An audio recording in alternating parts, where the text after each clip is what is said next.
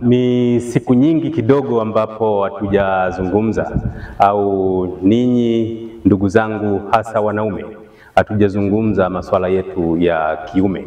Na kama mjuavyo, mimi kaka yenu, kutokana na majukumu ya hapa na pale, ndio maana sikuweza tena kuonekana mbele ya kamera kwa ajili ya kuzungumza nanyi vijana wa kiume ama wanaume.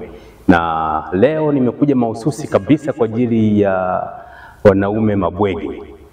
Mimi nawaita wanaume mabwege. Si unajua kaka yenu Naam.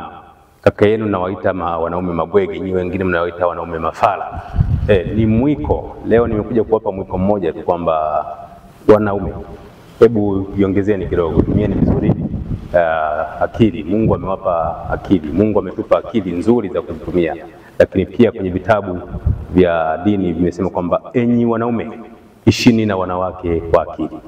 Kama mjuavyo, katika mila zetu na desturi zetu kama Watanzania ama kama Waafrika, jioni mara kadhaa wazazi ama wazee wanakaa na vijana wa kiume wakizungumza mambo kadha wa kadha kwa ajili ya ustawi wa jamii nzima ambayo inazunguka eneo hilo, lakini kwa ajili ya manufaa ya taifa kwa ajili ya kesho.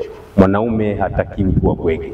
Sasa kuna mabwege, kuna wanaume mabwege ambao kaka yenu nimewaona, ambao anaoa mwanamke ama anaishi na mwanamke ambaye ana kiwanja cha kujenga nyumba, aidha cha urithi ama amenunua mwenyewe huyo mwanamke. Afu mwanaume unaenda kuwekeza kwenye mahala pala eti kujenga nyumba ukidhani kwamba itakuwa ni sehemu yako. Hiyo sio heshima kwa mwanaume. Hebu shtukeni basi, acheni ubwege.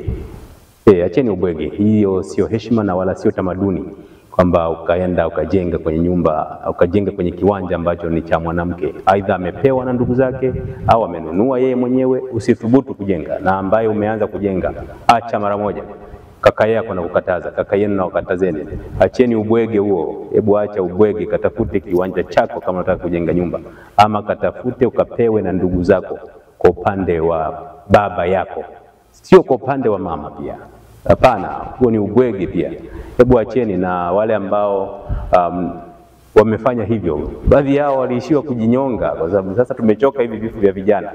Mimi kaka yenu sitaki kusikia tena vifo hivi vya vijana wakijinyoga ama wakijidhaumu, wakilalamika, wakiwa na sonona, wameambiwa maneno magumu na wanawake hao baada ya kujenga hizo nyumba ama kukarabati hizo nyumba sehemu ambayo sio ya kwao. Hawajui kimetokea wapi hicho kiwanja, kilinunuliwa na mwanamke kwa namna gani, hiyo walipewa na ndugu zake. Sasa wewe kinakuhusu nini? Hebu acheni ubwege. Kwa kaka yenu nimeona kwamba nizungumze nanyi jioni ya leo kwa ajili ya huko twendako. Karibuni.